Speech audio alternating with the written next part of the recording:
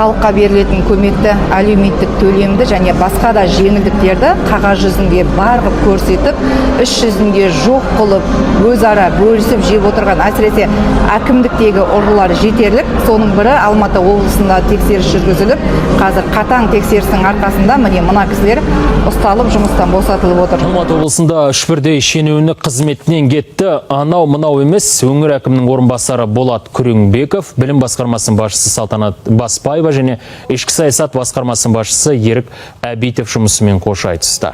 Бұдан бөлек аймақ әкімінің бірінші орынбасары Нұрлан Әбдірахымға қатаң сөгіс жарияланған. Олар жетімдерді Алматыдағы балалар үйінен Қонаевқа күштеп көшірмек болғандар үшін жазаланып отыр. Жеткіншектерді аяғынан сүйреп көлікке тиеген полицейлердің әрекеті қоғамда қызу талқыланған еді. Бағана жыл балалар үйіндегі мәселеге президент тікелей араласып болысты. Мемлекет басшысы Алматы әкімі Дархан Сатыбалдыға нысанды жөндеп, қаланың балансына алуды тапсырды. Осыдан соң президент әкімшілігі қызметтік тексеріс жүргізген болатын.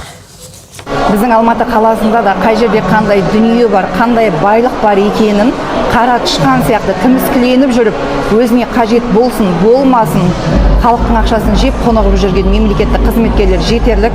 Мен өзімнің ісім бойынша Дархан Сатыбалдыға, Алматы қаласының әкімі, списоктер жібердім. Сол список бойынша тексеріліп, қылмыскерлер, ұрылар өзінің жазасын алады деп сенемін. Қандай мемлекеттік қызметкерлер болсын, қай жерде жүрсеңіздер де халықтың ақшасымен, қала берді оңай ақшаменен алысқа бармайтын түсінетін кез келді.